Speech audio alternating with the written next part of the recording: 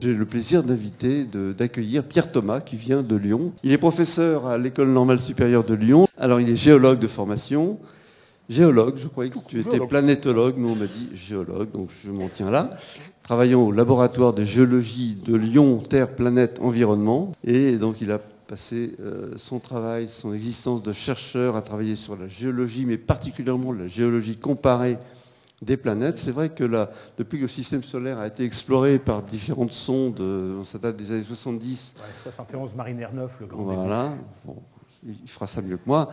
Mais j'ai réalisé, moi qui travaille dans un domaine complètement différent, que la Terre était devenue une planète et à ce titre, eh bien, elle souffrait de comparaison avec ses consoeurs, les autres planètes du système solaire. Donc c'est tout à fait...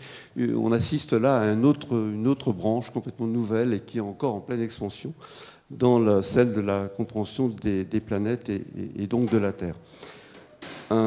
Parmi ces travaux, il m'a indiqué effectivement des travaux qui portaient particulièrement sur l'étude du sol de Mars.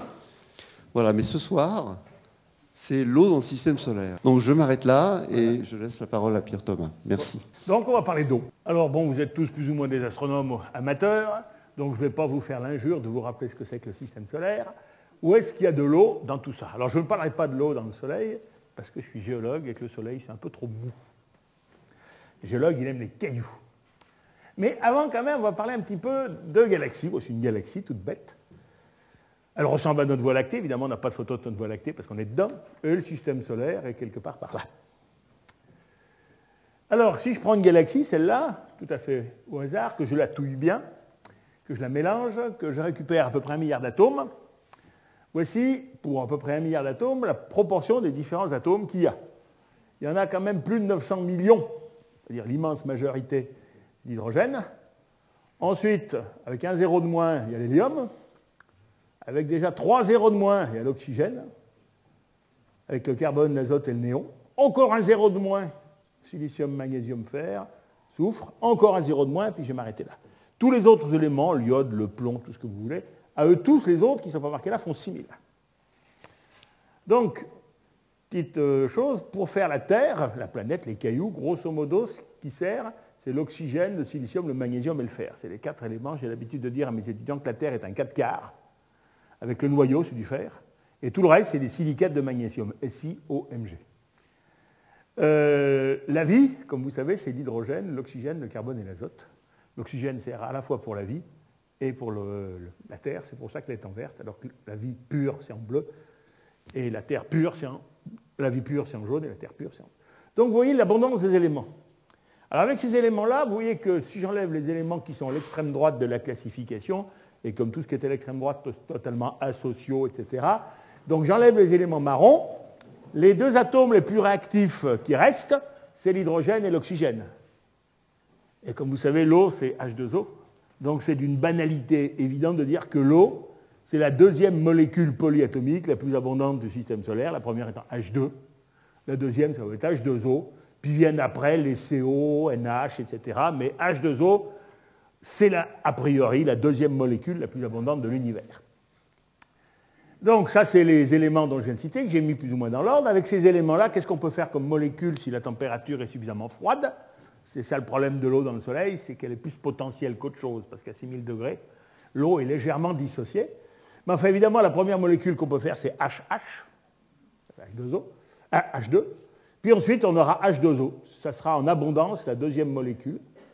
Et ensuite, il y a tout un fouillis de molécules, que j'ai mis molécule numéro 3, c'est NH3, CO, CH4, HCN, etc., plus les molécules organiques. Ensuite viendront les molécules faites avec des silicates, du magnésium et du fer. Ensuite, les molécules, si on peut appeler des molécules, les cristaux faits avec du fer. L'hélium, gaz de l'extrême droite, reste solitaire. Alors ça, c'est les molécules qu'on peut faire. Quand le système solaire s'est fabriqué, ça devait ressembler à peu près à ça. C'est une photo au télescope spatial de la nébuleuse. Les gaz, tout ça était gazeux. Si vous êtes très chaud, tout ça c'est gazeux, même le fer. Mais quand on refroidit, ça fait des poussières. Et évidemment, près du soleil naissant, il fait plus chaud que loin du soleil naissant. Et toutes ces molécules qui sont comme ça, eh bien, sous quel état elles sont? La pression étant faible, elles ne peuvent pas être liquides, elles peuvent être solides ou gazeuses. Eh bien, évidemment, quand on est loin, il fait très froid. Alors toutes les molécules, H2O, CHON, NH3, etc., fer, silicate, sont sous forme de poussière solide. Il n'y a que l'hydrogène et l'hélium qui sont encore gazeux. Donc on a des poussières de molécules diverses qui flottent dans de l'hélium et de l'hydrogène. À l'opposé, quand il fait chaud, mettons 1000 degrés, eh bien, il n'y a que les silicates et le fer qui sont sous forme de poussière solide, et ça flotte dans un gaz fait de tout le reste. Tout le reste, c'est H2, hélium, vapeur d'eau, ammoniac et tout ça. Et puis entre les deux, là, eh bien, il fait tiède, et les poussières de silicates peuvent réagir avec ces gaz, par exemple réagir avec l'eau pour faire des silicates hydratés. Ça, c'est les banalités sur l'origine du système solaire. Donc, quand le système solaire s'est fait, dans ce schéma-là, on a le futur Soleil qui va naître. Il commence à rougir, ça chauffe un petit peu. Ben, vous avez un nuage de poussière que j'ai mis en gris à l'interne. C'est des poussières de silicate et de fer. Et puis des poussières que j'ai mis en bleu à l'extérieur. C'est des poussières... Il y a toujours du fer, il y a toujours des silicates, mais il y a beaucoup de glace. Alors, glace, ce n'est pas forcément de la glace d'eau pure, hein, c'est de la glace d'eau, d'ammoniac et tout ça. Puis ces poussières, comme vous savez, se rassemblent pour faire des planétésimaux. Alors les planétésimaux seront surtout silicato-ferreux au centre et surtout glacés en périphérie. Puis ces planétésimaux se rassemblent pour faire des planètes. Alors les planètes seront essentiellement silicato-ferreuses au centre et puis glacées en périphérie. Alors si elles sont assez grosses, en plus d'avoir un cœur solide, elles vont attirer un petit peu l'hydrogène et l'hélium qui ne sont pas partis. Et donc, les grosses planètes vont s'entourer d'un cocon d'hydrogène et d'hélium, là où il ne fait pas trop chaud, là où l'agitation thermique permet aux planètes de les garder. Puis, il y a une phase que les astronomes pourront bien vous décrire, la phase tétorique, qui va faire le ménage, et tous les gaz vont partir. On ne restera plus que des corps solides. Les gaz ne vont rester qu'autour des planètes suffisamment grosses pour en avoir gardé, grosso modo, pour ne pas vous les nommer, c'est Jupiter, Saturne, Uranus et Neptune, hein, qui auront un cœur solide, mais un cocon de gaz. Pendant un certain temps, il y a un peu un gymkhana, les planètes déjà faites reçoivent plein d'objets venant de l'extérieur. Il y a plein d'objets de l'intérieur qui vont à l'extérieur, plein d'objets de l'extérieur qui vont à l'intérieur. Et donc la Terre, quelque part là où il y a la flèche bleue, la Lune et tout ça, en reçoivent plein la gueule pour pas un rond. Et le ménage se fait, et à peu près vers 3,8, il y a presque tout tourne à peu près rond. Et on a le système solaire dans son état actuel. Le seul endroit où ça ne s'est pas bien accrété, c'est entre Mars et Jupiter, et au-delà de Neptune, avec la ceinture des astéroïdes et la ceinture de Kuiper. Donc d'après cette belle histoire, l'eau doit être théoriquement omniprésente à l'extérieur, puisque ça s'est fait avec des poussières qui étaient essentiellement faites d'eau, avec un peu de silicate et de fer. Par contre, à l'intérieur, les poussières étaient surtout faites de silicate et de fer, avec très peu d'eau, voire pas d'eau du tout. Donc le système solaire, l'eau doit être très rare dans le système solaire interne. Ça, c'est ce que dit la théorie. Et bien maintenant, ce qu'on va faire, c'est visiter le système solaire pour voir si c'est vrai. Où est-ce qu'il y a de l'eau, qu'elle soit solide, liquide ou gazeuse. Pour moi, eau, c'est H2O. La glace, c'est de l'eau. La vapeur d'eau, c'est de l'eau. Et le whisky, c'est 50% d'eau aussi. Alors, la seule diapo qui va concerner la Terre spécifiquement, c'est où est-ce qu'il y a de l'eau sur Terre. Alors évidemment, tout le monde pense à l'océan. Je rappelle que la masse de la Terre, c'est 6 10 puissance 24 kg. L'océan, c'est 10 puissance 21 kg. Il y a de l'eau dans le manteau, les volcans crachent de la vapeur d'eau. Il y a à peu près autant d'eau à l'intérieur de la Terre qu'à dans l'océan. Dans les glaciers, il y en a 10 puissance 19 kg, c'est-à-dire déjà 100 fois moins. Donc grosso modo, il y a 10 puissance 21 kg d'eau sur et dans la Terre. C'est-à-dire 1 pour 1000 en ordre de grandeur de la Terre. Beaucoup de géographes, poètes et pseudo-écologistes, ce qui est souvent un pléonasme, pseudo-écologiste, souvent, pas toujours quand même, disent l'eau, la Terre, c'est la vie, la planète bleue, 1 pour 1000. On dirait l'augmentation de salaire des fonctionnaires, on n'en s'en rend pas compte. L'eau est rare sur Terre.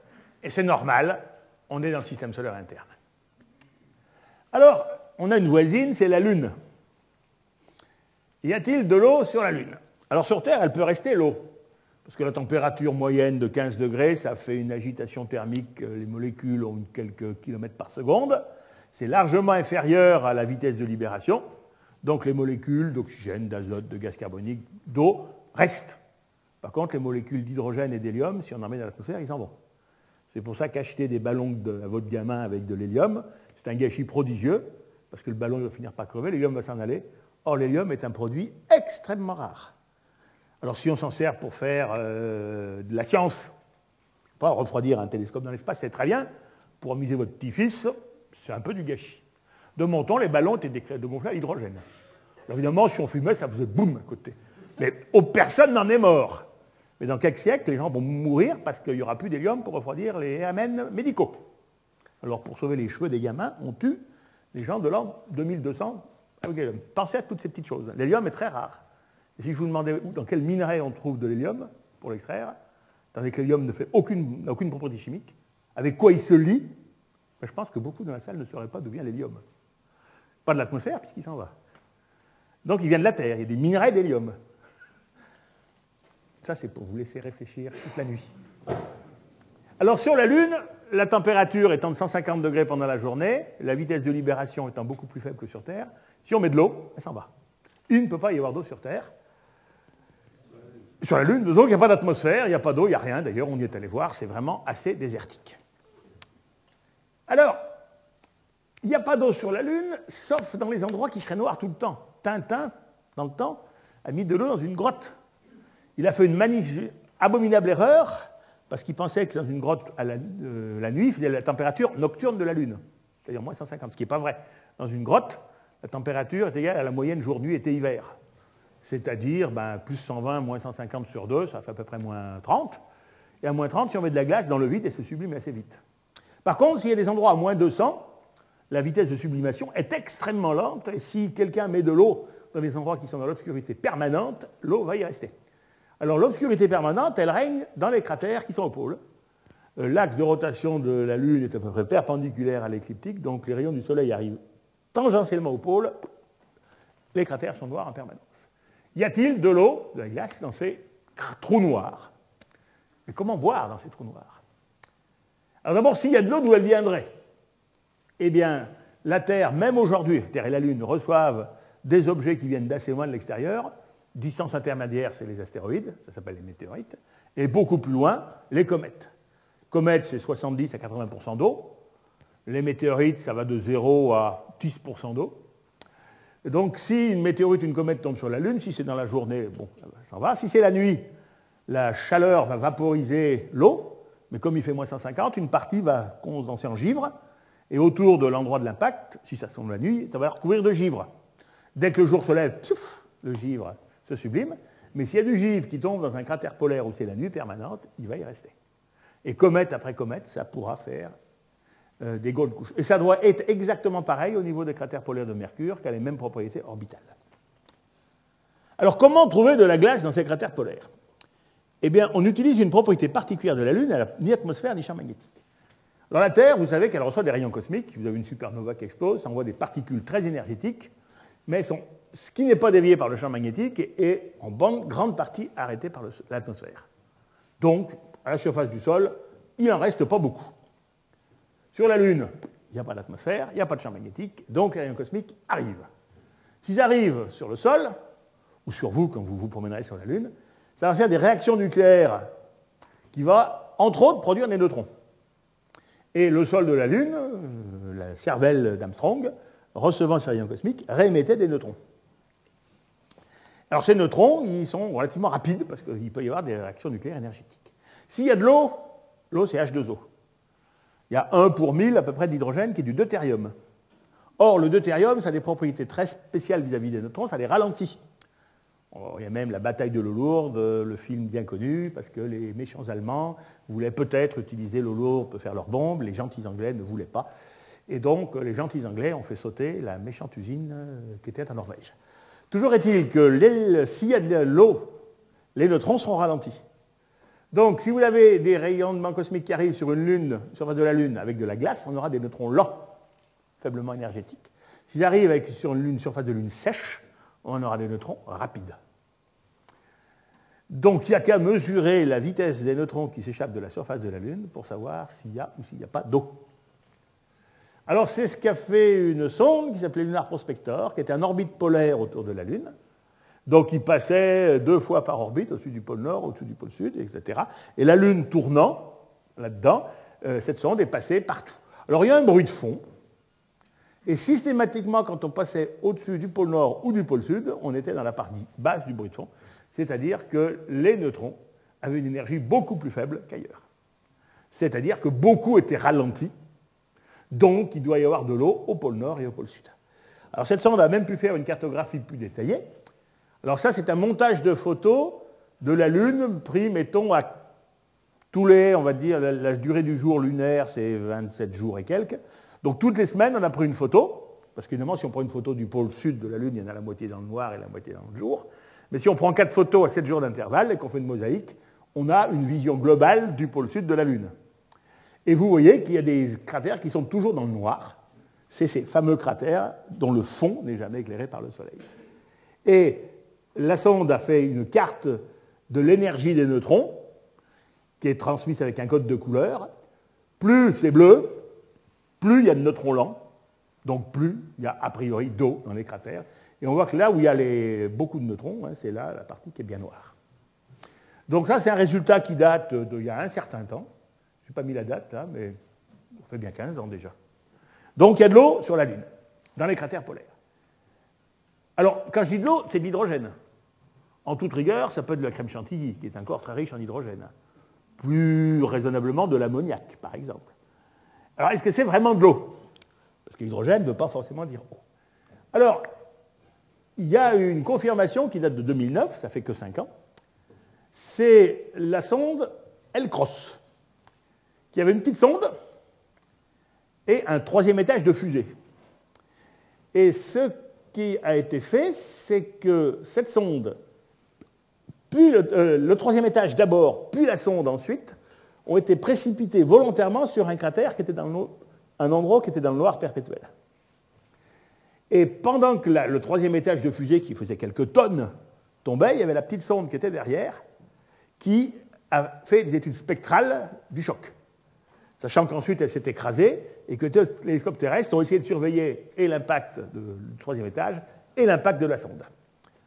Alors qu'est-ce que ça a donné? Alors ça, c'est une photo, c'est une zone qui est toujours noire. Bien, vous voyez cette petite tache là, floue là? Eh bien, c'est la bouffée de poussière rejetée par l'impact.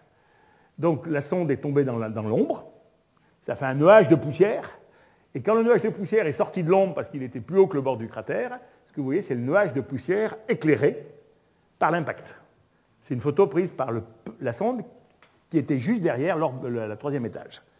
Donc vous voyez la taille quand même de ce nuage de poussière qui fait quelques kilomètres de diamètre. Alors vu la masse et la vitesse de l'impact, il a dû se faire un cratère de 20 mètres de diamètre pour 3 mètres de profondeur. Et le panache qu'on voit, c'est les plus fins des débris qui sont montés donc à quelques kilomètres d'altitude et qui sont sortis de l'ombre. Alors la sonde qui arrivait derrière a fait des études spectrales. La ligne rouge, c'est le spectre normal du sol lunaire à ce coin-là. Et par rapport au spectre normal de la Lune à cet endroit-là, il y a 2 grands creux, donc une absorption supplémentaire, qui correspondent aux bandes d'absorption de l'eau. Et les résultats préliminaires, donc dans les jours qu'on suivit avant les publications scientifiques, c'est que la NASA disait, c'est un machin des NASA News, il faut que le panache contienne, panache qui fait quand même quelques kilomètres, une centaine de litres d'eau plus ou moins vaporisée.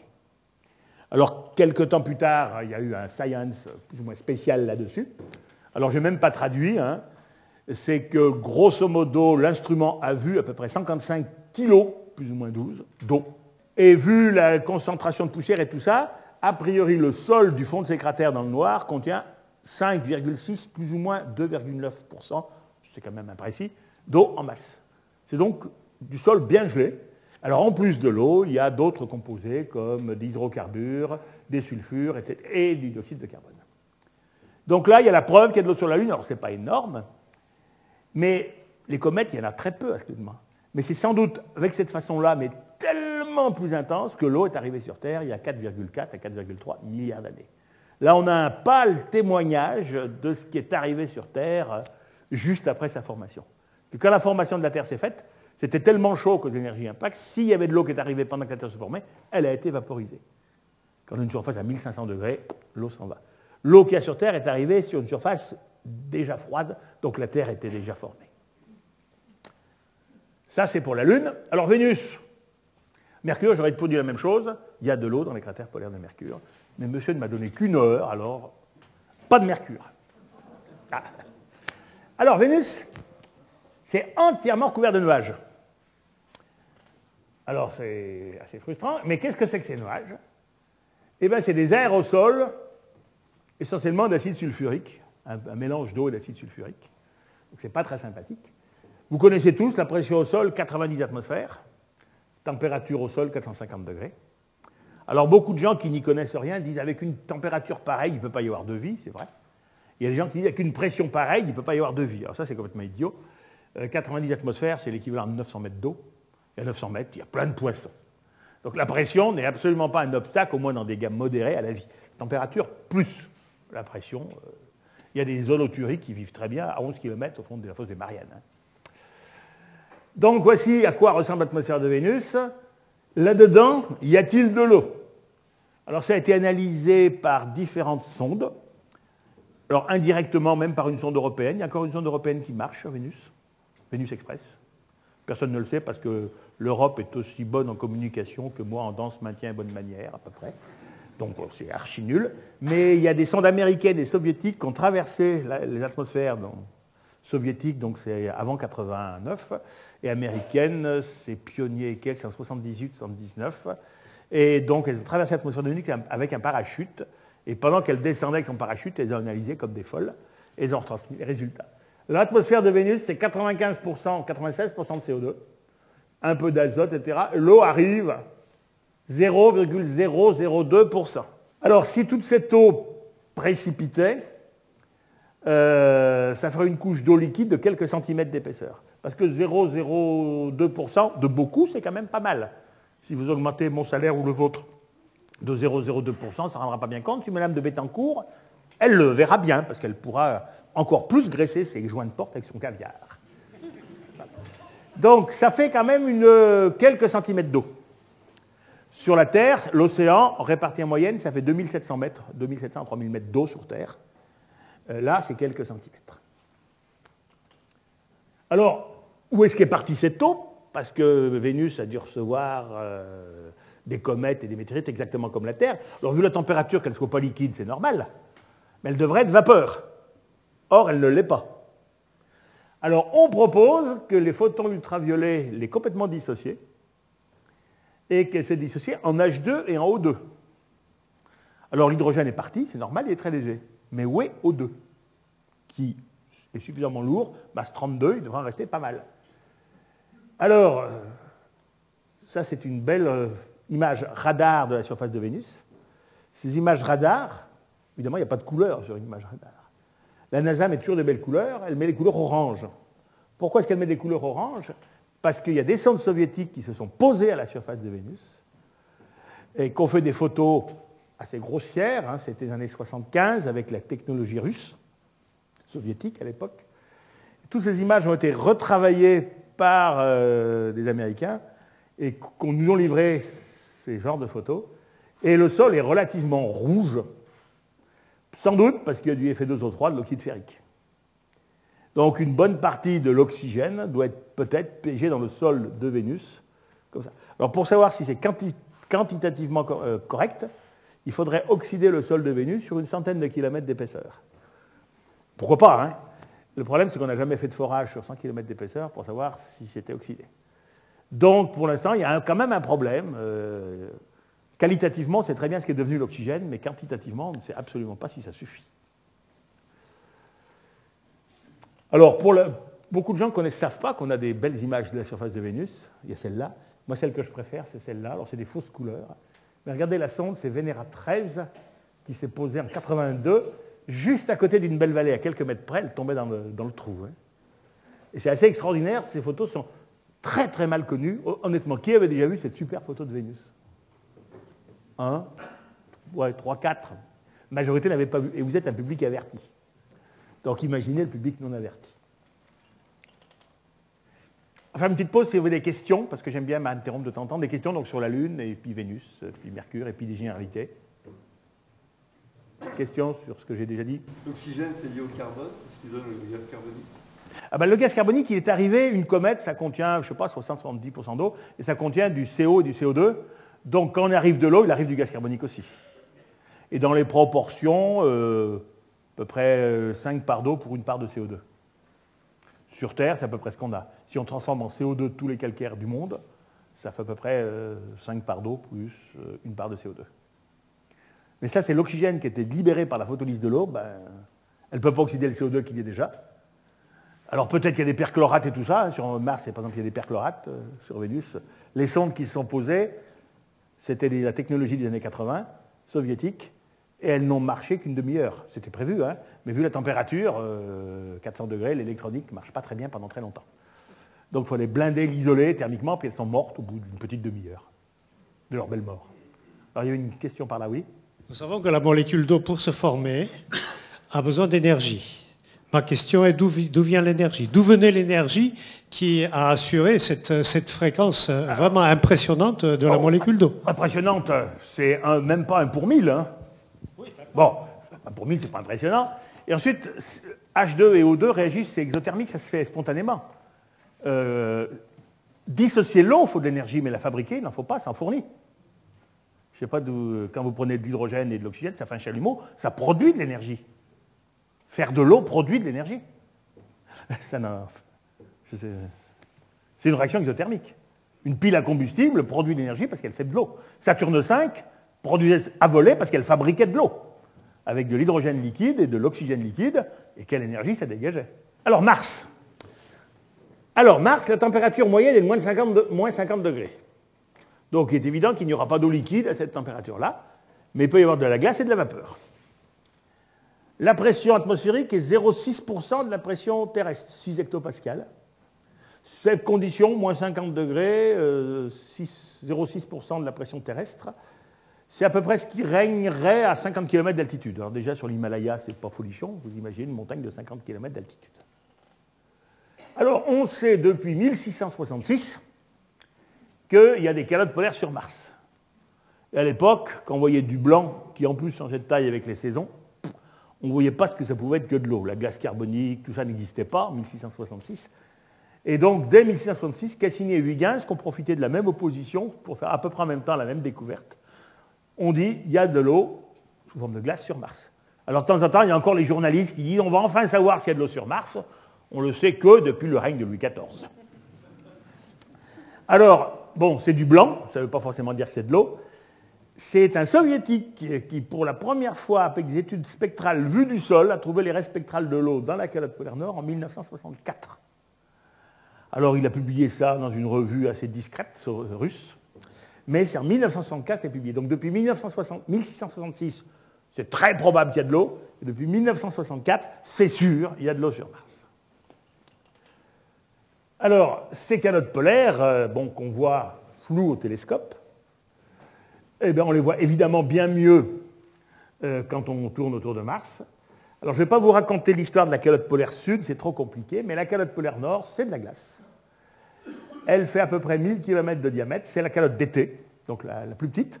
L'hiver, tout ça se recouvre de neige carbonique sur un diamètre à peu près 3 fois plus grand et une épaisseur d'à peu près 1 mètre. Donc 1 mètre de glace carbonique sur un diamètre 3 fois plus grand, ce qui fait une surface à peu près 10 fois plus grande. C'est la calotte d'été. Il y a 1000 km de diamètre et à peu près 3 km d'épaisseur. C'est à peu près le volume de la calotte du Groenland. C'est énorme. Alors vous avez des falaises, il y a des vallées d'origine bien énigmatique. Vous avez ces falaises, vous avez ces couches de glace plus ou moins pures. Alors quand elles sont pures, c'est bien blanc. Quand elles sont impures avec des poussières, c'est gris. Et vous avez toute une stratification des couches de glace dans cette calotte. Et là, je ne peux pas résister de vous montrer une photo extraordinaire. Figurez-vous que le 19 février 2008, à 13h05, heure locale, 19 février, c'est calendrier français, terrestre, eh bien, il y a eu une avalanche qui a été surprise en flagrant délit par une sonde en orbite. Et vous avez ici une avalanche qui se déclenche, l'avalanche de neige, et vous avez ici cette avalanche en gros plan. Donc une avalanche, et cette avalanche est probablement due à la couche de gaz carbonique qui recouvre tout ça l'hiver. C'était le printemps. Donc la glace carbonique se sublime d'abord en bas parce qu'il fait plus chaud, et la sublimation monte l'altitude. Il va y avoir encore beaucoup de neige en haut, neige carbonique, beaucoup moins en bas, ça a déstabilisé tout ça, et vous avez cette avalanche assez extraordinaire. Alors Mars a une atmosphère ténue mais bien présente. Alors, voici une photo, on dirait un bulletin de météo le soir au-dessus de la Bretagne. Non, non, non, c'est sur Mars. La vapeur d'eau représente 0,021% de l'atmosphère. Ben, à moins 50 degrés, la pression de vapeur saturante est faible. Si toute l'eau de l'atmosphère précipitait, ça ferait une couche d'eau précipitable de 12 microns. 2 globules rouges l'un sur l'autre. Vénus, c'est quelques centimètres. La Terre, c'est 2700 mètres. Mars, quelques microns. Alors, quand même, ces quelques microns, ils ne précipitent pas partout, ils précipitent là où il fait froid, c'est-à-dire grosso modo la nuit et l'hiver. Et c'est des photos qui datent de 76-77, faites par Viking, en l'occurrence c'est Viking 2. Une photo en plein jour, ben, vous avez le sol de Mars, qui commence à être bien connu depuis 76-77. Et si, alors la nuit, Mars se recouvre complètement de givre, et si au petit matin, Viking a pu prendre des photos, il avait encore de l'énergie dans ses batteries, les panneaux solaires ne fonctionnent pas la nuit, mais s'il gardait de l'énergie dans ses batteries, il pouvait prendre des photos juste quand le soleil se levait, avant que tout ça se sublime. Alors la croix bleue, je l'ai mis pour, c'est le même rocher, là, pour opérer. La nuit, Mars est blanc. Parce que ça se recouvre de givre, et toutes les sondes successives l'ont vu, hein, les robots. La nuit, Mars est blanc, en particulier, de plus en plus blanc quand on monte vers les hautes latitudes. C'est une photo, je trouve, assez extraordinaire de voir ça. Alors la mesure de la température montre que ça ne peut pas être de la glace carbonique, parce qu'il fait beaucoup plus chaud que le point de condensation de la glace. Mais Viking ne pouvait pas l'analyser. Viking n'a pas pu prouver que c'était de la glace d'eau, mais ça pouvait être que ça. Alors de l'eau, il y en a également dans le sol de Mars. Alors comment on sait qu'il y en a dans le sol? Sur Mars, il tombe assez souvent des petites météorites qui sur Terre seraient arrêtées par l'atmosphère, mais qui tombent à la surface. Et par exemple, en juin 2008, il n'y avait rien là. Puis en août 2008, la sonde qui repasse au même endroit a vu une petite météorite qui était tombée et qui a fait des petits cratères. Alors ça, c'est des petits cratères de rien du tout, mais des fois, il en tombe des plus gros. Et par exemple, ce cratère-là, qui fait quelques mètres de diamètre, 8 mètres de diamètre pour 1,5 mètre de profondeur, il a été creusé en 2008, parce qu'il n'existait pas en 2007. Et dans les débris, il y a du blanc. Et ce blanc contient les raies spectrales de l'eau. Donc, il y a, et ce blanc disparaît en quelques mois, parce qu'il se sublime quand il est au soleil. Mais il y a de la glace en quantité suffisante, alors on est relativement au nord, déjà 56 degrés de latitude nord, dans le sol, pour que les débris d'un cratère de météorite soient pleins de glace. Alors, avec le coût des neutrons, on peut recommencer à la même étude. Il n'y a pas de champ magnétique, l'atmosphère est très ténue.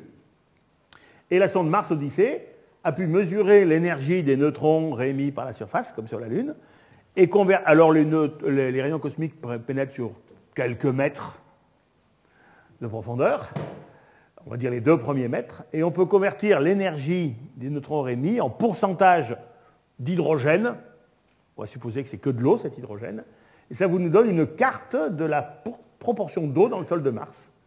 Grosso modo, il y en a beaucoup au pôle, c'est normal, il fait froid. Il y en a même plus de là-haut, c'est la calotte polaire. Mais malgré tout, le sol normal de Mars contient entre 4, 5, 6% d'eau, sous forme de glace, évidemment. Donc il y a vraiment beaucoup d'eau sur Mars. Alors on sait depuis 71-72, avec la mission Mariner 9, que de l'eau liquide a coulé sur Mars. L'eau glace, c'est Louis XIV, ça c'est Pompidou. Parce que Mariner 9, ça c'est une photo plus récente, mais Mariner 9 a repéré plein de réseaux de vallées sèches, mais qui indiquant qu'un liquide avait coulé. Alors il y a même des méandres recoupés, les morphologues peuvent s'en donner à cœur joie. Un liquide a coulé. Alors déjà faire couler de l'eau, c'est pas facile. Les gens qui ne veulent pas que ce soit de l'eau, je ne sais pas pourquoi, ils voudraient faire que ce soit du gaz carbonique, mais c'est encore plus difficile. Parce que pour faire couler de l'eau, il faut que la pression soit supérieure à la pression du point triple. Mais le point triple du gaz carbonique, il faudrait une pression de 30 atmosphères. Alors, l'eau est vraiment le moins difficile à faire couler sur Mars. Et puis, c'est la deuxième molécule. On va pas faire couler des choses rares, alors que... Alors, voir si cette eau a pu permettre, dans le temps, quand elle coulait, l'existence d'une chimie prébiotique, voire même le développement d'une vie ancienne et primitive, à l'époque où l'eau coulait, c'est le but de toutes les missions martiennes actuelles, qui ont commencé en 2004 avec les robots. Curiosity, Opportunity, et maintenant... Opportunity Spirit, et maintenant Curiosity. Alors, avant d'aller au sol, on regarde les détails. Vous avez ici plein de rivières qui se jettent dans des trous avec des vallées. Ces trous, c'était d'anciens lacs, voire d'anciennes mers. Ces rivières se jetant dans un ancien lac, eh bien, ça faisait des deltas. Alors vous avez la rivière qui arrive par là, qui fait un delta. Par des études spectrales, on peut voir la nature des minéraux qu'il y a dans ce delta. Par exemple, ce truc en fausse couleur, quand c'est vert, c'est qu'il y a de l'argile. De l'argile, ça veut dire beaucoup d'eau pendant longtemps qui a érodé la roche et tout ça, et que cette eau n'était pas trop acide. Donc on peut vraiment faire plein de géologie à la surface de Mars. Alors cette eau, quand elle arrivait dans des lacs, on ne voit pas, elle arrivait quelque part par là, il y a un grand trou, elle a déposé des couches. Et voici une vue verticale de ces couches de sédiments. On croirait une vue verticale de l'Arizona, avec des couches de grès, et en vue oblique, hein, là, vous voyez, donc des sédiments. Il n'y a vraiment plus que les journalistes pour se demander s'il y a eu de l'eau liquide sur Mars. Alors, avec des études spectres, on voit des argiles, des altérales, tout ça. Et il y a les robots qui se sont posés. On va parler de 3 robots sur les 4, Phoenix, Opportunity et Curiosity. Je parle évidemment que des résultats qui concernent l'eau. Alors Phoenix, c'est un grand inconnu. Il s'est posé en 2008, près du bord de la calotte polaire nord transitoire. Il s'est posé au début de l'été. Et quand l'automne est arrivé, il a été recouvert par la calotte de glace carbonique. Évidemment, il est mort. C'était prévu. Alors, il s'est posé dans ce paysage-là, avec tout un réseau de fractures polygonales qui s'étaient en perte de vue, qu'à l'époque, au moins, on interprétait comme ça. Probablement, ça va changer. La grande démarche du géologue qui travaille sur les planètes, c'est avant de proposer une exclusion farfelue, disant que c'est Mars, c'est des traces de pneus, de roues géantes, de martiens, est-ce qu'il y a sur Terre des processus qui font la même chose? Et si ces processus sont plausibles sur Mars, on va dire que c'est peut-être ça, ce n'est pas une preuve. Et bien ces sols polygonaux, ça existe également, ça c'est sur Mars. Et ça c'est dans les Alpes avec mes étudiants. Et on voit le même réseau polygonal. Et ça se fait quand vous avez un sol gelé en permanence, c'est le cas sur Mars, c'est le cas à partir de 2500 mètres dans les Alpes, et que la surface de ce sol gelé en permanence dégèle et regèle en surface. Il dégèle l'hiver, l'été, il regèle l'hiver.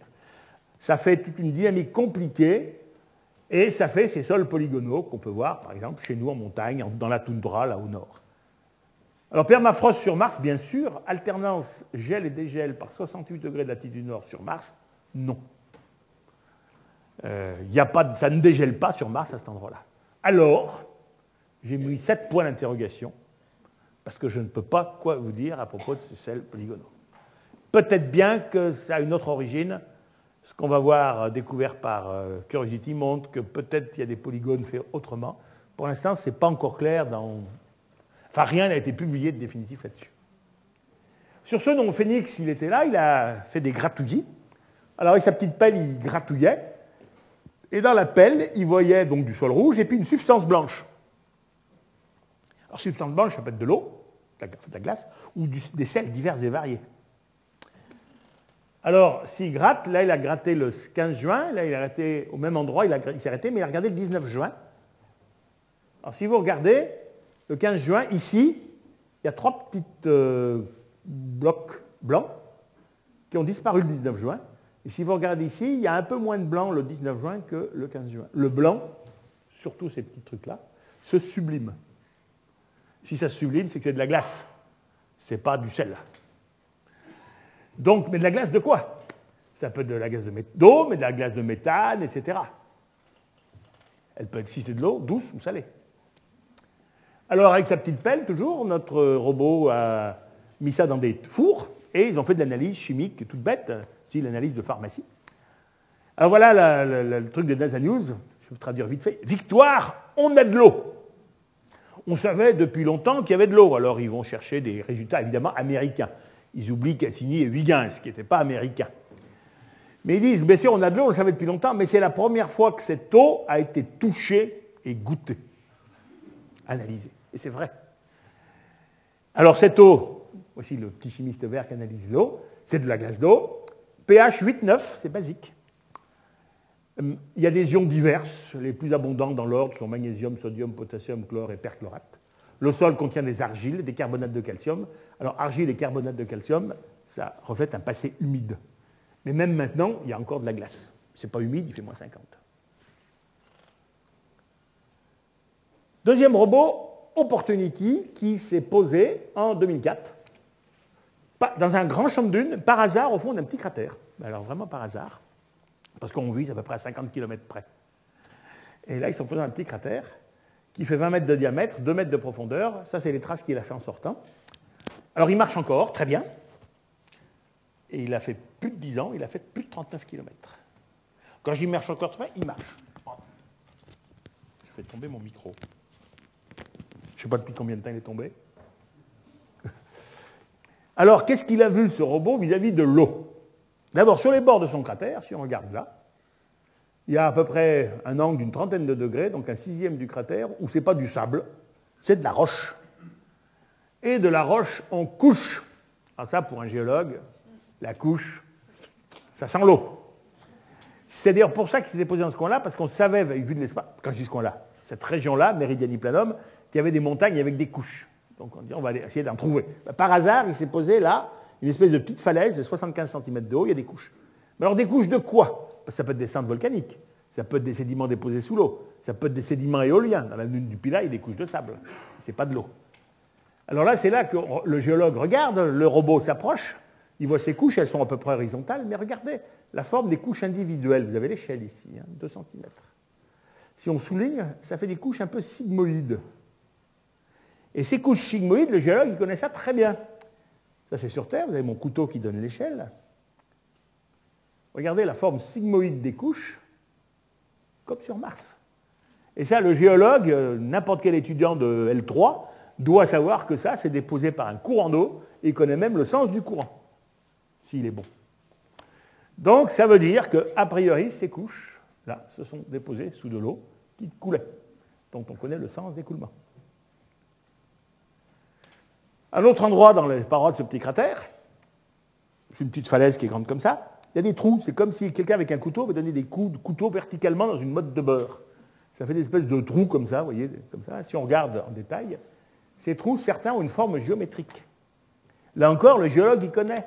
Ça porte même un nom, c'est des pseudomorphoses. Ça, c'est parce qu'il y avait des cristaux de sulfate de calcium qui ont dû être dissoutes, mais qui sont déposés. L'équivalent terrestre, des cristaux de gypse dans une marne à côté de Narbonne. Prenez la même chose, enlevez le gypse qui est légèrement soluble, et vous avez ce que vous voyez. Or, le gypse et des choses comme ça, c'est des sels qui se déposent quand vous avez des lacs salés, la mer qui s'évapore et tout ça. Opportunity n'était pas très doué pour faire des analyses chimiques. Il n'était pas bien équipé. Il pouvait analyser la chimie des éléments, tant de pourcents de Mg, tant de pourcents de sodium, etc. Et il ne pouvait analyser la nature des minéraux que si ceux-ci contenaient du fer, parce qu'il avait un spectro-Mossbauer. Donc un sulfate contenant du fer, il pouvait dire quel sulfate c'était. Si c'était un sulfate qui ne contenait pas de fer, il ne pouvait rien dire. Et il a trouvé un sulfate qui contient du fer, la jarosite, dont vous avez écrit la formule. Et ça, c'est mauvais si on recherche une vie primitive, parce que la jarosite indique que cette eau était très acide. Il faut un pH inférieur à 1 pour que la jarosite précipite. Alors la vie peut très bien vivre un pH très acide. Il y a des bactéries spécialisées. Mais a priori, les biologistes disent que la vie ne peut pas naître dans un pH très acide. Elle peut évoluer, s'y adapter, mais pas y naître. Donc ça, c'est pas bon. Les eaux martiennes devaient avoir un pH très très bas dans la région de Meridiani-Planum. Je vous montre un autre résultat d'Opportunity. On va regarder les roches par là. Et regardez les strates ici très fines, là vous avez l'échelle, elles font comme ça, hop, hop, hop, hop. Strates en forme de petites vaguelettes. Des vaguelettes symétriques. Alors là, le géologue, il connaît ça très bien également, les petites vaguelettes symétriques. Il y a toujours mon couteau qui donne l'échelle. Ce machin-là se fait quand vous avez de l'eau avec un clapot. L'eau qui clapote. Il n'y a pas de courant. Si vous pêchez, votre bouchon ne dérive pas, mais il monte et il descend. Et la mécanique des fluides nous indique que la longueur d'onde des petites rides est du même ordre de grandeur que l'épaisseur de l'eau qui clapote. Ce qui veut dire que ça s'est déposé dans une mare de quelques centimètres d'épaisseur. Ce n'est pas un lac profond, c'est un marécage, une flaque. Donc, en faisant comme ça, on peut reconstituer toute la géologie qu'il y avait à cet endroit-là. La troisième mission, Curiosity, qui est arrivée en août 2012 et qui marche encore très bien, elle s'est posée là. Sa cible, c'est le rond jaune. Elle s'est posée au point rouge, au milieu de l'ellipse de confiance. Et le but de la mission, c'est le pied de cette grande montagne. Alors voilà cette grande montagne, 5000 mètres de haut, hein, c'est le Mont Blanc. Là, il y a plein de fractures qui ressemblent à des sols polygonaux. C'est toujours pareil, il y en a trop pour que ça soit du gel et du dégel, et on ne sait pas trop ce que c'est que ces fentes. Et le but, c'est ça. Il n'y est pas encore arrivé parce que tout le noir que vous avez, c'est un cordon de dune. Et comme il ne veut pas s'enliser, il fait tout le tour du cordon de dune pour arriver là. Alors si on zoome à cet endroit-là, regardez ce que c'est. Un festival de strates. Un orgasme géologique. Donc c'est son but. Mais pour l'instant, il n'y est pas encore. Mais avant d'arriver là, d'ici 6 mois, 1 an, s'il marche bien, il a quand même fait de la géologie. Alors il voit des choses. Regardez-moi ce festival de couches, etc. Je vous résume simplement 2 résultats. Voici des couches. Si on zoome, il y a plein. Et là, il y a un galet bien rond. Et là, il y en a plein d'autres. Si on regarde la roche, en fait, c'est du galet consolidé. On est sur une plage de galets consolidés. Ça, c'est la Terre. Ça, c'est Mars. À cet endroit-là, il y avait un torrent qui coulait. Ce n'était pas un petit filet d'eau, c'était un torrent qui coulait et qui transportait des galets quand même assez gros, hein, 3-4 cm, c'est des galets comme ça. Il faut quand même un certain courant d'eau pour transporter un galet comme ça. Alors c'est normal, il s'est posé là. Regardez, là vous avez un lit de rivière asséché qui arrive. Et on est ici sur un delta, fossile évidemment, un ancien cône de déjection. Donc de l'eau a coulé dans un espèce de lac qui devait être là dans le temps. C'est un résultat intéressant, mais ce n'est pas le résultat principal. Le résultat principal, on l'attend en explorant cette région. L'échelle, ça fait 150 km. Alors, il a une foreuse pour faire des petits forages. Alors là, il va faire un petit forage ici. Alors, c'est le trou, c'est une forage, c'est une perceuse à percussion. Il peut faire un trou de 6 cm de long pour 1,5 cm de large. Moi, quand je fais une perceuse à percussion dans mon mur, ça vibre, ça casse tout. Ça m'inquiète une foreuse à percussion sur un machin automatique. Enfin bon, voilà, il a déjà fait un trou, 2 trous, et il va faire un trou. Il est en train de faire le 3e. Et ce qu'il fait, c'est qu'ensuite, il ramasse la poussière autour du trou, il analyse avec plein de trucs, il a un spectro de masse, un chromato en phase gazeuse et tout ça. Alors, je vous donne simplement les résultats de ces analyses. Je traduis tout ça. Tous ces roches ont été déposées par de l'eau courante dans un ancien lac. Elles sont déposées dans de l'eau peu salée avec un pH neutre. Grande différence par rapport au site de tout à l'heure. Avec coexistence de micro-environnements oxydés et réduits. Alors cet ancien environnement tel qu'on le voit serait aujourd'hui tout à fait habitable par des bactéries. pH neutre, eau, pas trop salée. L'ancien environnement d'Opportunity, ce serait des bactéries très spécialisées. Ce pH neutre est très favorable à une chimie prébiotique. Alors à cet endroit-là, il n'a pas trouvé de matière organique. Sur ces 2 forages qu'il a fait, mais ils étaient à côté.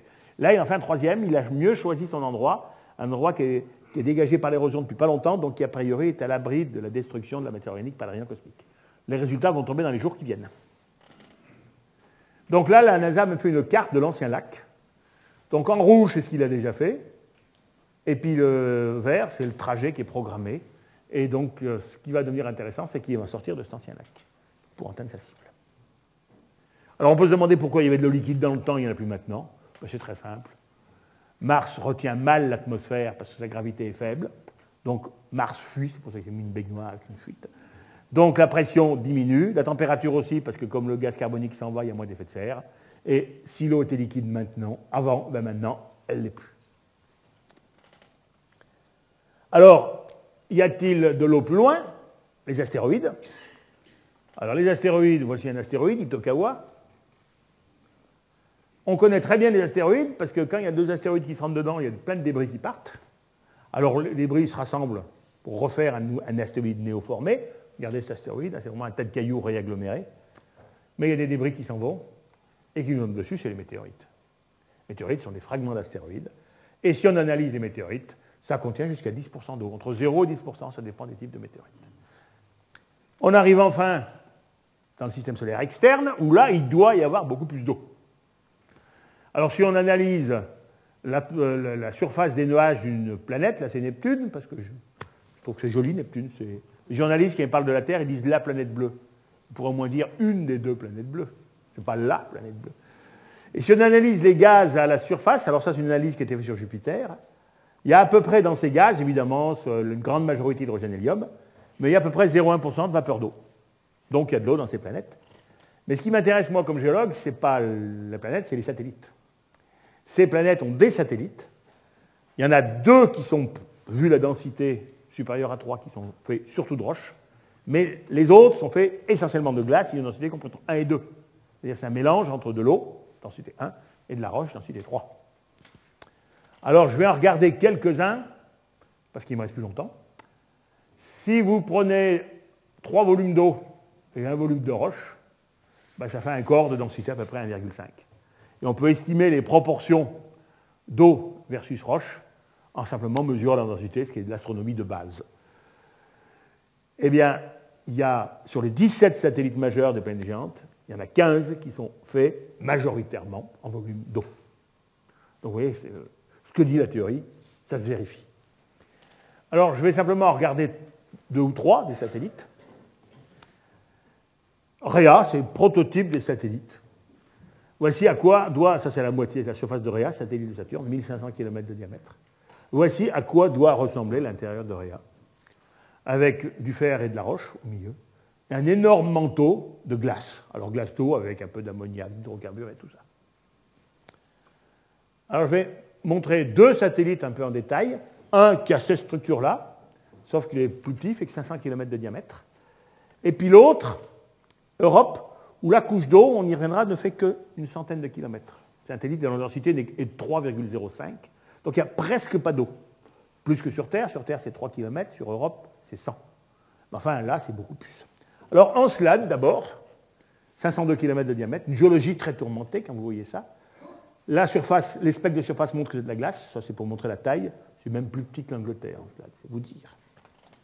Eh bien, quand on regarde Encelade, ça c'est un premier survol qui date de février 2005, une activité, qu'est-ce que c'est incroyable, il s'est passé des choses, il y a des crevasses, ça a bougé, une dynamique extraordinaire sur Encelade.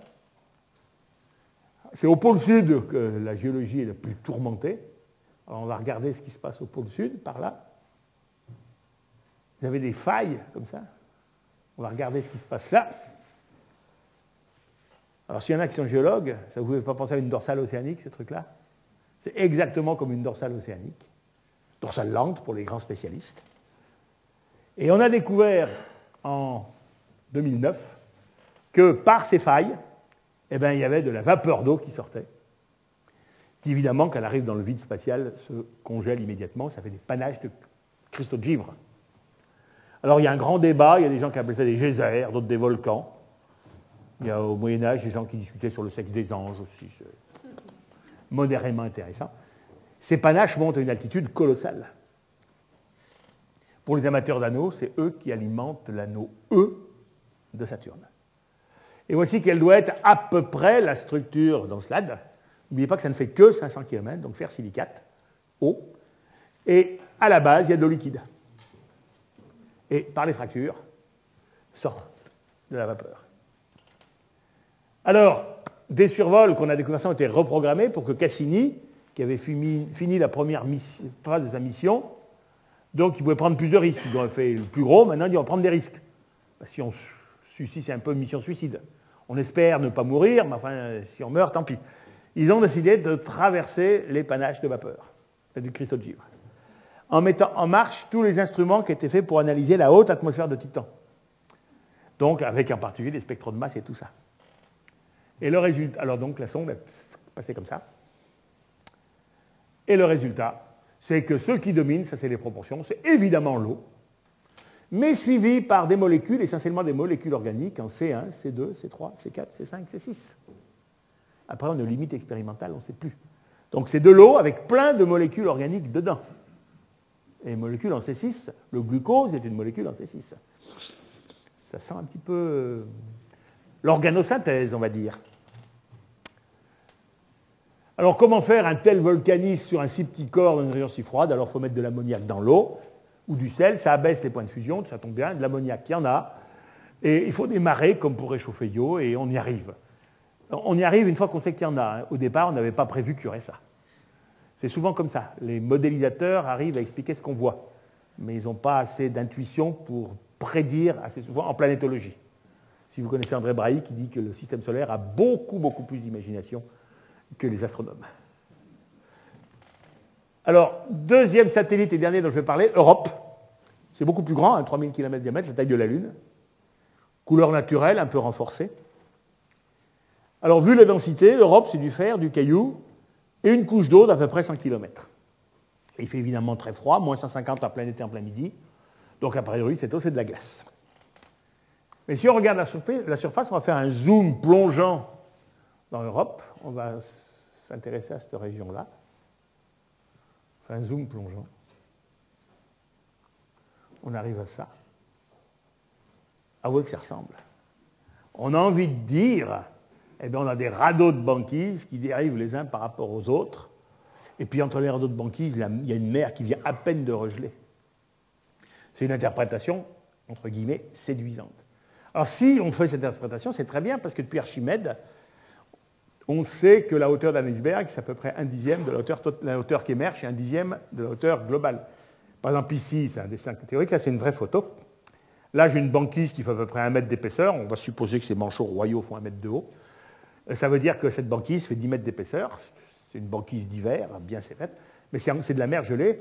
Là, ça fait 10 mètres de haut, c'est-à-dire que ça, c'est un iceberg, de la glace de glacier, qui fait 100 mètres d'épaisseur. Donc, sur Terre, c'est le machin, vous avez le gros iceberg, et là, vous avez la banquise. J'ai même dessiné les manchots.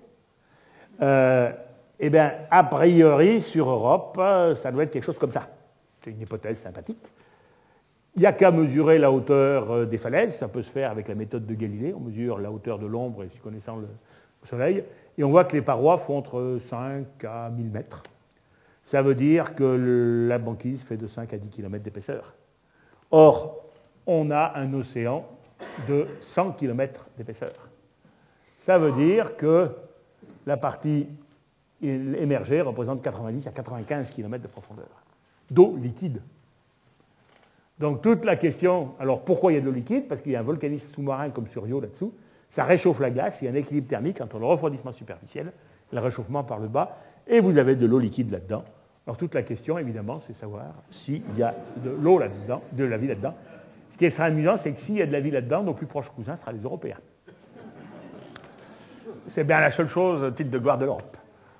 Alors, dernière nouvelle qui date de 12 décembre 2013, c'est une image du télescope spatial qu'on a recalquée sur une image de Galiléo, où ils ont détecté une émission de vapeur d'eau et donc de givre, exactement comme sur Encelade. Donc, vous avez l'eau qui sort. Alors, évidemment, la résolution au télescope spatial n'est pas très bonne, mais il y a donc de haut des panaches volcaniques, ou geysers, toujours le sexe des anges, sur Europe. Et voici donc, le NASA News du décembre 2013, où l'artiste a dessiné un panache, un geyser qui jaillit. La vraie résolution, le dessin d'artiste. Et ça, c'est Encelade, qu'on vient de voir, et ça, c'est Europe. Alors, le volcanisme serait moins intense et moins continu, puisqu'on vient de le découvrir. Mais enfin, il existe, et ça, c'est très intéressant. Sur ce dessin fait par la NASA, j'ai rajouté ces panaches. Il y a de la vapeur d'eau qui gèle, en quelque sorte, qui sortent en givre. Alors ça, c'est intéressant, parce que si on veut savoir s'il y a de la vie là-dedans, il aurait fallu faire un trou de 5 à 10 km d'épaisseur. Pas facile. Mais là, il n'y a qu'à se poser juste à côté de la sortie, puis d'attendre que ça sorte. S'il y a des molécules organiques là-dedans, voire des bactéries, on la trouvera dans les dépôts autour des fissures. Donc l'océan sous-glaciaire vient à nous, c'est quand même une bonne nouvelle. Donc pour savoir s'il y a de la vie ou pas sur Europe et Encelade, la réponse est apportée une mission spatiale. Alors c'est pas cher, une grosse mission spatiale, ça coûte à peu près 30 milliards d'euros, tout compris, sur 10-15 ans. 3 milliards d'euros. Je vous rappelle que par an, la fraude fiscale et sociale en France, c'est 60 milliards d'euros. Donc avec 1 an de fraude, on fait 20 missions spatiales.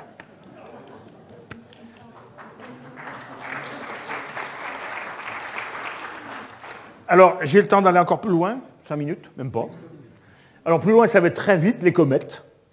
Donc là, on dépasse l'orbite de Neptune, et on a des corps qui ne se sont pas accrétés. C'est les comètes, qui ont 2 réservoirs principaux. Le réservoir dans le plan de l'écliptique, un peu plus loin que Neptune, mais pas considérablement plus loin, ce qu'on appelle la ceinture de Kuiper, et un nuage dans les 3 dimensions de l'espace qui entoure le système solaire d'un véritable cocon. Alors là, ça se chiffre non pas en heures ou en jours-lumière, mais en mois, voire en années-lumière autour du système solaire.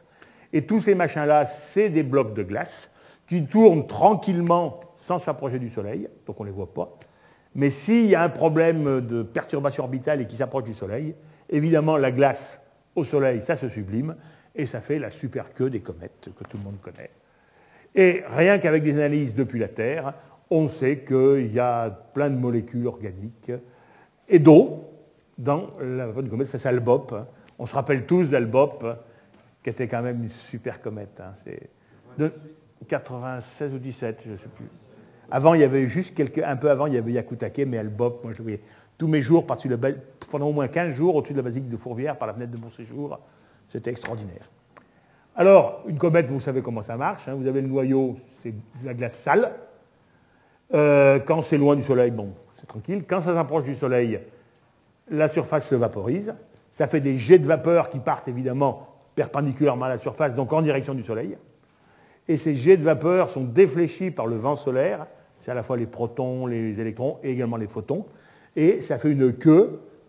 Alors la queue est double parce qu'il y a du plasma et des poussières, mais enfin une queue qui est à l'opposé du Soleil.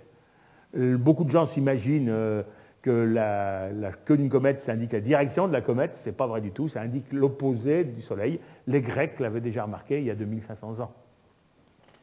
Alors à quoi ressemble un noyau de comète? Voici le noyau de la comète Hartley 2 qui a été photographié en novembre 2010.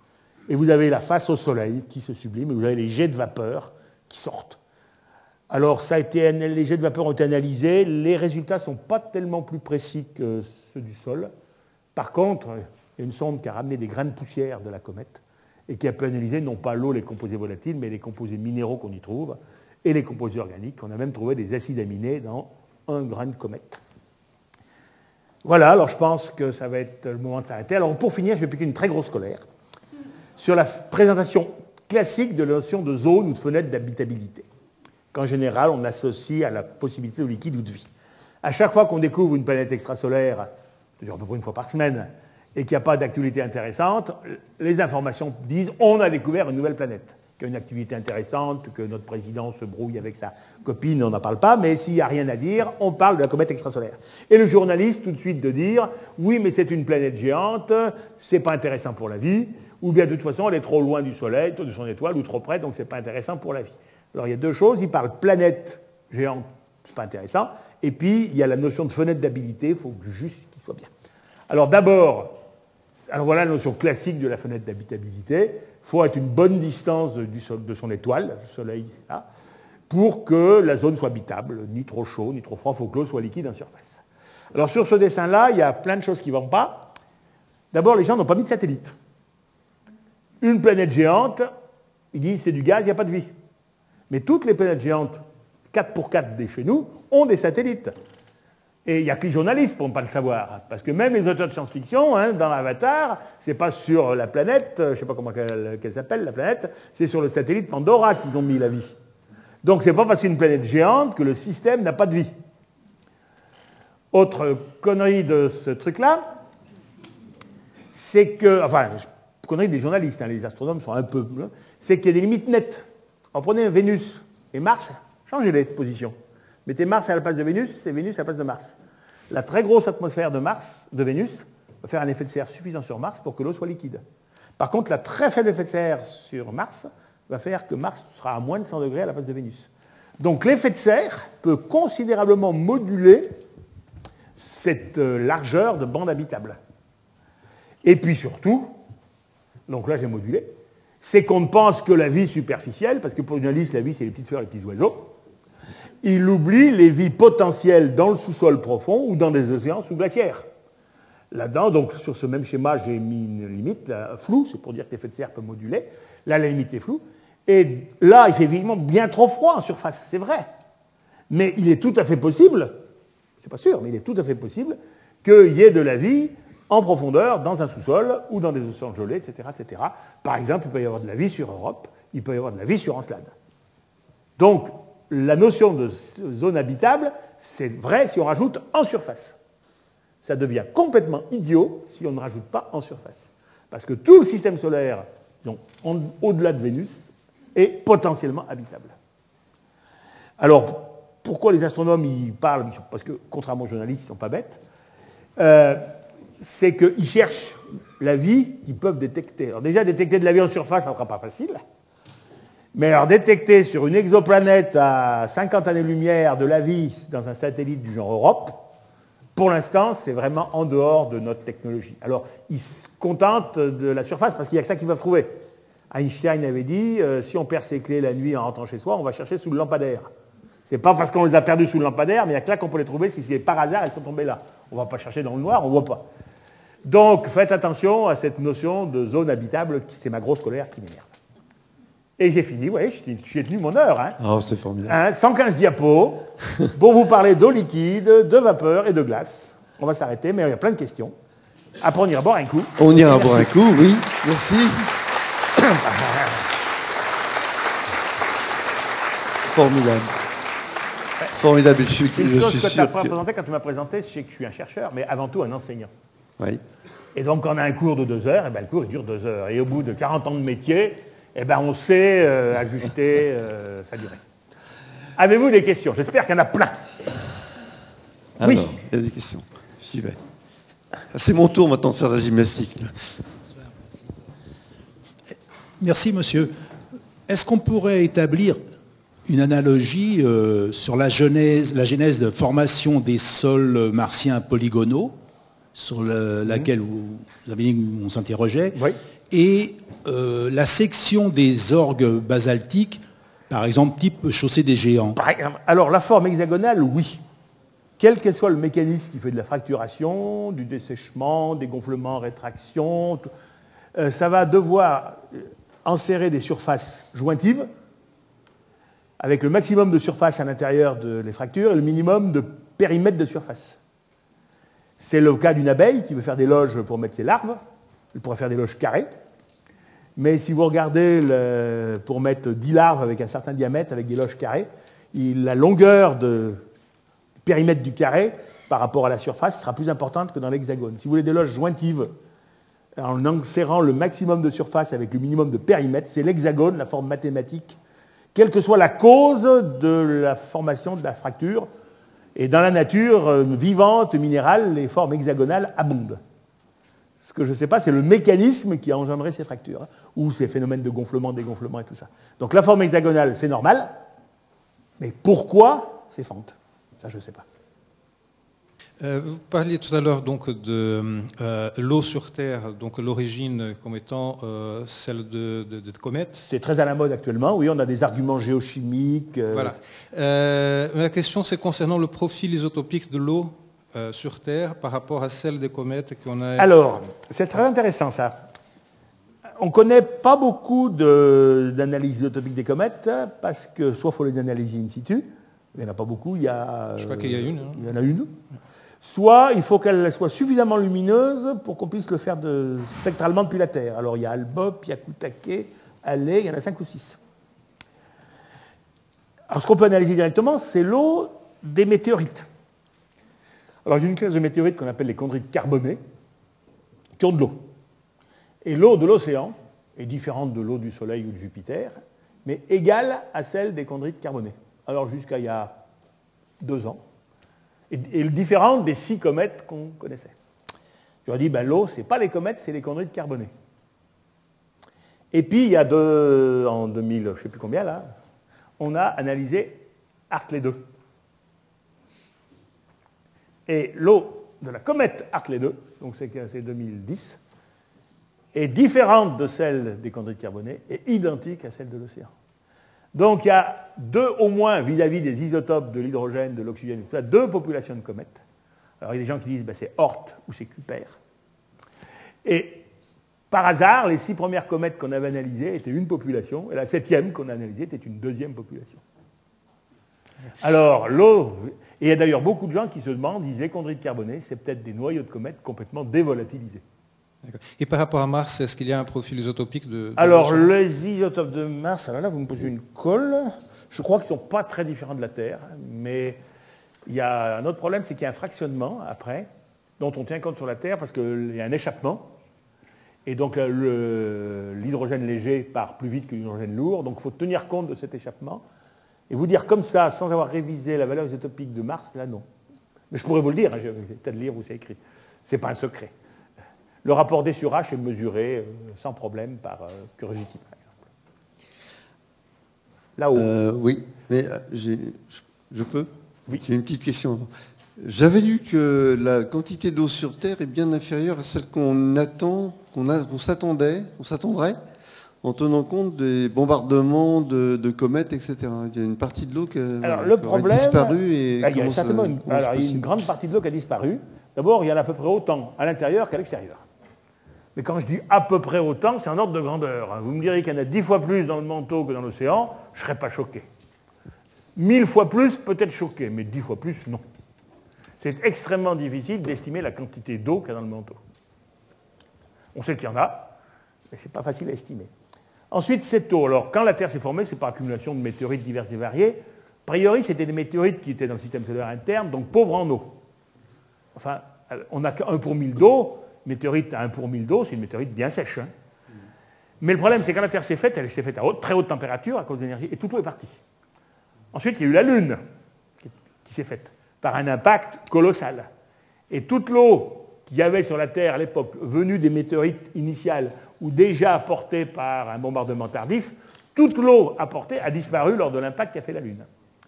Jusqu'à 3,8 milliards d'années, il y a eu, on peut regarder la Lune, Mars, des cratères d'impact colossaux. La mer des pluies, 1100 km de diamètre, ça fait une météorite, enfin un astéroïde de 50 km de diamètre qui est tombé. Un machin comme ça, je crois que 50 km, ça vaporise, je crois, le quart de l'océan terrestre actuel. Il est évident que si on vaporise tout ça, il y a une bonne partie de l'eau qui s'échappe. Donc, il y a certainement eu des pertes. Et justement, ces pertes, on essaye de les quantifier, de les comparer les pertes relatives de Vénus, la Terre, Mars et Titan. Justement, en analysant le rapport D sur H, qu'on va supposer le même au départ, sur ces 4 planètes, ce qui est une hypothèse, et sachant le rapport D sur H actuel, on en déduit ce qui est parti. Et c'est sur Vénus qu'il en est le plus parti, sur Titan qu'il en est le moins parti, et Mars et la Terre, c'est intermédiaire.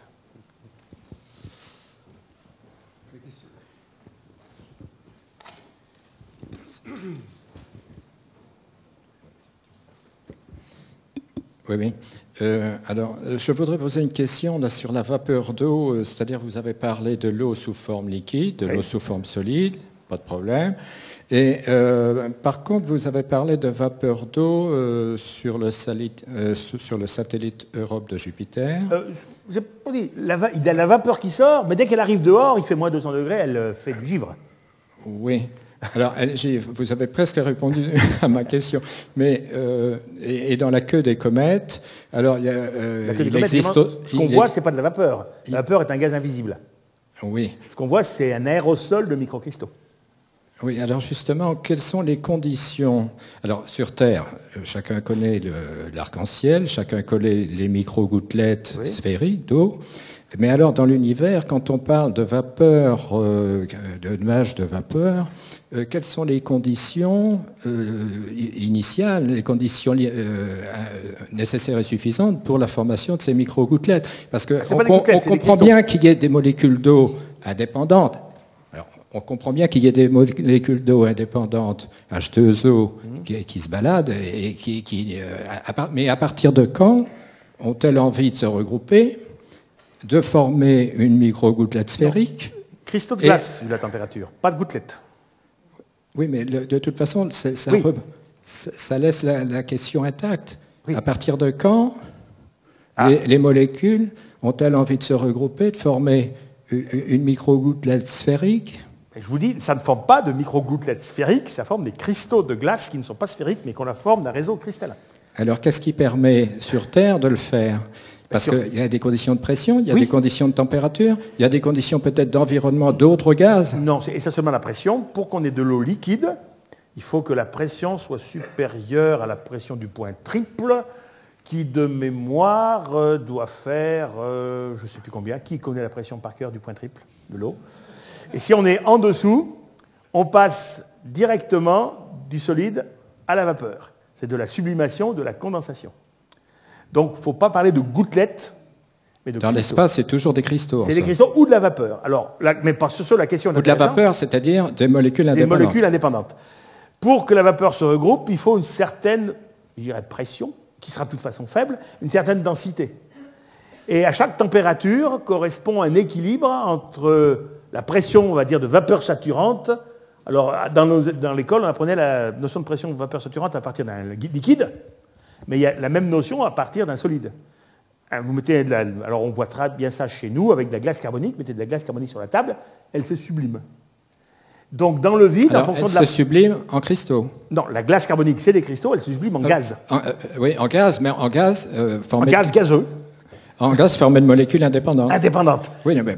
Et si on prend, par exemple, dans cette pièce, et que je refroidis cette pièce, il y aura, on va supposer qu'il n'y a pas de vapeur d'eau, j'aurai vers moins 50, moins 60 degrés précipitation de neige carbonique, parce que je suis en dessous de la température, du point triple du gaz carbonique, donc le gaz carbonique va devenir directement du gaz qui est dans la pièce à des cristaux de glace, donc il neigera de la glace carbonique, ça arrive tous les hivers sur Mars, au pôle, et si je continue à refroidir, alors là, la pression est suffisante, il va pleuvoir de l'oxygène et de l'hydrogène liquide, et de l'azote liquide.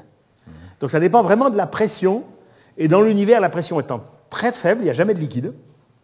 Pour qu'il y ait du liquide sur Terre, il faut une pression. Alors pourquoi les molécules se rassemblent? S'il y en a beaucoup, par exemple quand vous avez des panaches de vapeur d'eau qui sortent par une fissure de glace, juste au-dessus, ils arrivent dans le vide, moins 200 degrés, ils gèlent, parce qu'ils sont avec plein de voisins. S'il n'y en avait que quelques-uns comme ça, donc il y a, alors c'est le phénomène de nucléation, je ne suis pas physicien, hein, mais on va fabriquer des cristaux à partir d'une certaine densité pour qu'ils aient le temps de se rencontrer. Y a-t-il des physiciens dans la salle qui pourraient préciser? Mais ne parlez pas de gouttelettes, hein. Il n'y a pas de gouttelettes d'eau. Et ça fait vous imaginez les cristaux, ça doit ressembler à de la neige, c'est joli, mais c'est tout sauf sphérique. Ça doit faire des hexagones, si c'est de la glace 6, ça doit être très joli. Quelle est la vraisemblance pour qu'il y ait de la vie sur Europa, à part le clin d'œil que j'ai vu avec le poisson, là? Parce que l'eau, c'est une condition nécessaire, oui. Mais ça ne suffit pas. Ça ne suffit pas. Il faut aussi... Une bonne, excellente question. Alors j'ai dans mon ordinateur toute une conférence d'à peu près 1 heure sur... On a le temps. Où peut-il y avoir de la vie dans le système solaire? Pour qu'il y ait de la vie, il faut de l'eau liquide. Enfin, de la vie telle qu'on l'entend. Hein. La vie exotique, on n'en parle pas. Mais il peut y avoir de la vie au silicium, dans une solution d'ammoniac ou je ne sais pas quoi. Il faut des molécules organiques. Enfin, il faut d'une molécule avec du carbone. Et la vie, par exemple, une plante n'a pas besoin de molécules compliquées, parce qu'avec son carbone, elle fait ses molécules organiques. Quand elle a démarré, il fallait des molécules compliquées. Mais une fois qu'elle est là, elle n'a pas besoin de molécules compliquées si on est ce qu'on appelle autotrophe. Nous, on a besoin de molécules compliquées, du beefsteak, de la salade. Mais une plante n'a pas besoin de molécules, le CO2 lui suffit. Mais pour que le CO2 lui suffise, il faut que cette plante, ou les bactéries qui font ça, fassent la photosynthèse et de l'énergie. Donc, et de l'énergie noble. Pas de la bête chaleur qui est la plus dégradée thermodynamiquement de l'énergie, mais de la bonne énergie noble. Par exemple, un photon en lumière bleue, hein, c'est la plus efficace, ça c'est bon. Donc 3 conditions, le carbone, l'eau liquide et de l'énergie disponible. Et pour qu'elle naisse, en plus, des molécules compliquées toutes faites. Où y a-t-il de ces 3 conditions? Alors, du carbone, il y en a partout. De l'eau liquide, on a vu par exemple Europe Encelade, mais j'aurais pu en parler également en profondeur de Ganymède, de Titan, de Callisto et de Triton. Y a-t-il de l'énergie disponible sous une banquise? Alors sur Ganymède, ça doit être à peu près 150 km. Il est évident qu'il n'y a pas de photons solaires qui arrivent là. Mais une chose que les gens ne savent pas, Paris, tu ne sais pas, c'est qu'il y a 2 sources d'énergie pour la vie. Je ne parle pas d'énergie des carnivores hein, ou les herbivores. Faire avec du gaz carbonique des molécules organiques. Il y a la photosynthèse, que tout le monde connaît. C'est celle dont parle l'éducation nationale. Et il y a celle dont ne parle pas l'éducation nationale. Souvent, c'est bon signe. L'éducation nationale, souvent, elle parle, c'est en négatif. C'est-à-dire, elle parle de ce qui n'est pas important et ne parle pas de ce qui est important. C'est souvent comme ça. Hein. Il y a une autre façon de faire des grosses molécules avec du gaz carbonique, c'est de l'énergie chimique. Si vous avez un couple de réactions chimiques, par exemple du fer 2+, et de l'oxygène dans l'atmosphère, vous l'oxydez ce fer 2+, en fer 3+, ça libère de l'énergie. Et il y a plein de bactéries qui savent utiliser cette énergie pour prendre du CO2 et faire des molécules complexes. Alors, vous me dites s'il y a de l'oxygène, c'est parce qu'il y a des plantes qui font de la photosynthèse. Mais il y a des réactions chimiques de ce genre-là qui n'ont absolument pas besoin de milieu oxydant. Si vous avez un minéral qui contient du fer de plus, l'olivine par exemple, le pyroxène, le mica noir, l'amphibole, de l'eau et du gaz carbonique, vous avez le fer de plus qui réagit avec l'eau pour former du fer 3+, et de H2, le H2 qui réagit avec le CO2 pour faire du CH4 et de l'eau et de l'énergie. Et sur Terre, il y a des bactéries qui savent très bien utiliser cette énergie-là pour faire leur synthèse, ce qu'on appelle la chimiolithotrophie. Alors pourquoi je dis que c'est vachement important? Parce qu'on connaît la vie en surface. C'est beau, petits oiseaux, petites fleurs, tout ça. Mais prenez 1 mètre carré de sol, il y a sur 1 mètre carré de sol, combien il y a 1 kilo de vie à peu près, vous mettez les brins d'herbe, 3 vers de terre, alors à plus il y a un arbre par hasard à cet endroit-là, mais entre 2 arbres, il y a 1 kilo de vie par mètre carré, c'est l'ordre de grandeur. Eh bien la chimiolithotrophie, alors ce n'est pas une vie exaltante, il n'y a que des bactéries qui font ça, et c'est un métabolisme ralenti, ça ne va pas vite. Mais il y en a jusqu'à une température d'à peu près 120 degrés. Donc de la subsurface jusqu'à 120 degrés, c'est-à-dire sur 5 km d'épaisseur. Il y en a beaucoup moins qu'en surface, par unité de... Mais comme c'est sur beaucoup plus épais, c'est très difficile à quantifier, mais la majorité des gens pensent qu'il y a plus de cette vie endogée chimiolithotrophe que de la vie de tous les jours avec les herbivores qui mangent les plantes, qui se nourrissent de soleil et de CO2. La vie dont parle l'éducation nationale et les écologistes, c'est probablement la face émergée de l'iceberg dont nous faisons partie. Et peut-être bien que le gros de la vie, c'est sûr qu'elle existe, et quantitativement, c'est peut-être la vie souterraine profonde qui vit jusqu'à 5-6 km de profondeur. Donc il suffit qu'il y ait de l'eau et des silicates contenant du fer pour avoir de l'énergie sur Terre. C'est pour ça que je n'ai pas parlé de Ganymède ou de Titan, parce qu'il y a de l'eau liquide en profondeur, mais dessous, la couche d'eau est tellement épaisse que par forte pression, l'eau gèle. Je ne sais pas si vous savez, si on comprime de l'eau liquide, elle gèle.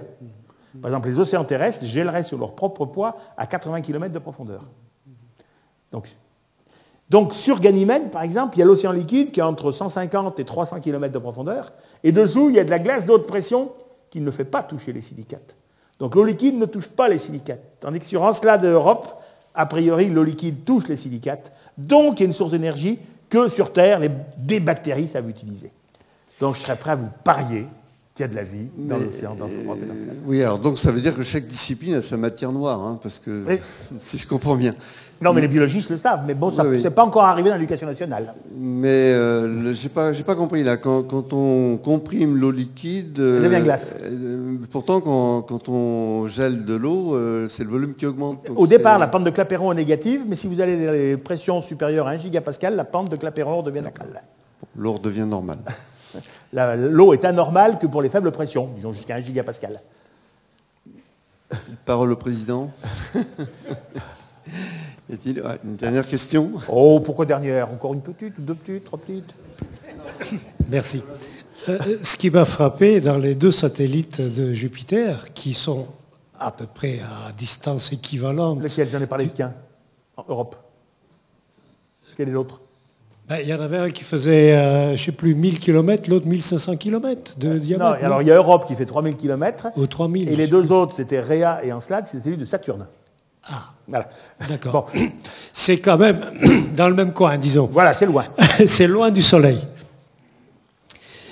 Et puis, ce qui m'a frappé, c'est qu'il y en a une qui avait tellement plus d'eau que l'autre. Oui, alors ça, c'est une excellente question. Attendez, je ne l'ai pas posée encore. Non, mais je la vois venir. Je la vois venir. Alors, donc, moi, je me suis dit, on sait qu'en gros, tous les satellites et toutes les planètes, les satellites, se sont formés au même moment, oui. Grosso modo. Oui. Mais quand on dit qu'elles se sont formées au même moment, ça veut dire que leur noyau s'est formé au même moment. Mais les grumeaux pouvaient être de taille légèrement différente. Plus c'était gros, plus ça grossissait vite, n'est-ce pas? Oui. Donc, on ne peut pas dire que les planètes aient le même âge, dans la forme observable actuellement. On n'a jamais mesuré l'âge, mais il n'y a aucune raison de penser qu'elle l'est pas. Alors, mon idée, et c'est ça ma question en réalité, c'est si dans le même coin et pour des conditions comparables, il y a une grande disparité dans l'eau présente dans une planète, est-ce qu'on ne pourrait pas considérer que l'explication vient de l'environnement. C'est-à-dire, quand on dit ça s'est formé à peu près en même temps, c'est à peu près en même temps à un demi-milliard d'années près, ou quelque chose comme ça. Sans doute beaucoup moins, mais c'est pas grave. Ou peut-être moins. Mais dans ce delta de différence, au gré des explosions de supernova, l'environnement peut changer considérablement. Et donc ma question est, cette disparité, au lieu de s'expliquer par l'espace, par la taille, etc., est-ce qu'elle ne pourrait pas s'expliquer par le temps? A priori, non. Je vais vous dire pourquoi. Prenons les 4 satellites de Jupiter. 4 gros. Io, Europe, Ganymède, Callisto. Quand on regarde la surface de ces satellites, d'abord, Io n'a pas d'eau. C'est que des silicates. Que ça. Il y a des volcans à la surface de Io qui crachent des laves à 1300 degrés Celsius. Europe, c'est du silicate avec une couche d'eau d'une centaine de kilomètres. Ganymède, densité 1,6, 7, 8, je ne sais pas, on va dire c'est les proportions normales. Mais la surface montre des signes d'activité évidents. Il y a des failles, des plis, mais il y a quand même beaucoup de cratères. Et Callisto, qui est le plus loin, ils ont à peu près tous la même taille pour dire, c'est que de l'eau, enfin c'est la proportion qu'il faut, et il n'y a aucune manifestation d'activité, il y a plein de cratères sur la surface de là, il n'y a pas d'activité. Donc Io, planète que de silicates, très très chaude. Europe, c'est actif, il n'y a presque pas d'eau, mais il en reste. Ganymède, il y a beaucoup d'eau, mais il y a une activité. Callisto, il y a beaucoup d'eau, il n'y a jamais eu d'activité. Donc il y a une relation avec la distance à Jupiter. Alors là, on peut rentrer dans votre histoire d'environnement, on ne va pas chercher les supernovas longtemps, mais on peut dire que quand le système de Jupiter s'est accrété, Jupiter s'est comprimé, et il a certainement rayonné pas mal de chaleur. Donc autour de lui, il a pu y avoir un gradient de température, comme il y a eu autour du Soleil un gradient de température. Et les satellites internes seraient silicatés, et les satellites externes seraient glacés. Donc c'est un environnement, mais c'est contemporain, mais c'est simplement une distance et une source de chaleur secondaire qui est le Jupiter en formation. Il y a des gens qui ont fait des simulations, des modélisations, ça ne marche pas bien, mais intellectuellement, l'idée est satisfaisante. Et une autre piste, personnellement, c'est celle que je pense la meilleure. Pourquoi il n'y a pas d'eau sur Io? Io est abominablement déformé par les marées de Jupiter.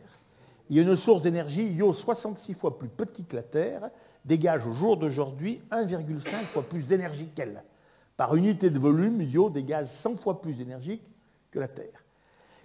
Il y a plein de volcans en activité. La surface de Io, par endroit, est à 1300 degrés. Pensez bien que avec la gravité faible, c'est comme la Lune. Car si vous aviez de l'eau à 1300 degrés, Io a perdu toute son eau parce qu'il est chauffé. Plus vous éloignez de Jupiter, plus les marées sont faibles. Europe, vous avez des marées significatives. J'ai dessiné des volcans.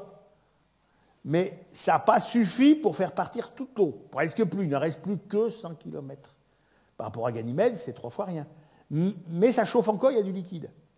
Ganymède n'a pas perdu son eau, mais il y a eu une dynamique. C'est pour ça qu'on voit des failles, etc. Parce que c'est resté chaud plus longtemps. Quant à Callisto, tellement loin, il n'a jamais chauffé.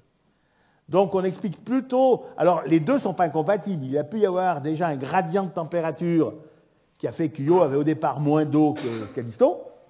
Et puis comme Io est beaucoup plus chauffé, le peu qu'il avait est disparu. Alors faire la part des choses n'est pas facile. Mais l'environnement à coup de supernova, non. Merci. Vous avez parlé de formes hexagonales au sol. Oui. Et on s'interroge sur leur formation. Mais ce qu'on voit avec les yeux comme étant hexagonal, est-ce que ce n'est pas sphérique? Vous allez dire que je fais une fixette sur la sphéricité. Oui. Mais est-ce que ce n'est pas sphérique au niveau précisément de la formation de la constitution? C'est-à-dire que les échanges thermiques entre les différentes portions du sol et les distances et la propagation par rapport au centre, et le rayon, enfin, je veux dire, la vitesse de propagation par rapport au centre des échanges thermiques est peut-être toujours constante tout autour. Nous, on voit ça comme hexagonal, mais parce qu'on regarde avec un mètre. Mais si on regarde ça au niveau des vitesses d'échange thermique, c'est peut-être tout à fait un cercle. Moi, je vois un Enfin, hexagone. c'est une suggestion hein, parmi Je d'autres. vois un hexagone à la surface. Oui, non mais, Bon. non, mais parce que vous vous interrogiez sur la formation. Voilà. Mais- C'est peut-être que dans la formation, je veux dire, le principe entend une unité d'échange de chaleur et une unité de distance tout autour d'un centre. Mais d'un centre de quoi? Alors déjà du centre de cet hexagone qu'on observe. Oui, mais d'abord, on observe un hexagone, justement. Si c'était une sphère, l'intersection d'une sphère avec une surface, on aurait des ronds, plus ou moins, et entre les ronds jointifs, on aurait des choses qui ressemblent à une espèce de carré tordu. Or, on n'a pas ça. Sur Terre, les trucs, le mieux, c'est les orgues basaltiques, mais les sols polygonaux péripolaires, c'est des fractures qui sont verticales, qui sont hexagonales et qui se propagent d'1 ou 2 mètres dans le sol. Et c'est des fractures verticales. La chaussée des Andes, c'est des colonnes. Les sols polygonaux, personne n'a trop bien compris comment ça se passe. Ce que les gens pensent, c'est qu'on a un sol très humide, parce qu'il est gelé en permanence en profondeur, ça dégèle l'été, donc c'est de la bouillasse. Quand ça regèle pas de façon homogène. Donc quand ça gèle, ça augmente de volume, donc ça a tendance à gonfler. À côté, ça gèle moins, donc ça gonfle plus tard. Et hiver après hiver, des phénomènes de gonflement et de dégonflement. Et ça a tendance à repousser sur les côtés les cailloux et tout ça. Et ça va faire, puisque, mettons que vous montez, vous repoussez les cailloux sur les côtés, eh bien, vous allez faire des hexagones, toujours pour la même raison, volume, surface sur périmètre. Je ne vois pas où intervient la sphère là-dedans. Ça se refroidit par la surface, ça gèle, ça dégèle, si c'est cette explication-là, mais c'est probablement pas ça. Actuellement, les gens pensent que ce qu'on a vu autour de Curiosity, c'est de la rétraction. En plein midi, en plein été, sur Mars, il fait à peu près quasiment 0 degré, si le sol est bien sombre. En pleine nuit, en plein hiver, il fait moins 120. Donc vous avez des phénomènes de contraction thermique terribles, avec dilatation, contraction perpendiculaire à la surface. Et ça peut faire un réseau de fractures, et à force une fois que les fractures sont amorcées de façon hexagonale, à chaque fois, la zone fracturée est fragilisée, le vent érode plus ces zones fragilisées. C'est ce que, sans l'écrire dans des publications scientifiques, les scientifiques de NASA évoquent. Je ne vois pas où est la sphère là-dedans. On va remercier l'orateur. Merci Pierre Thomas.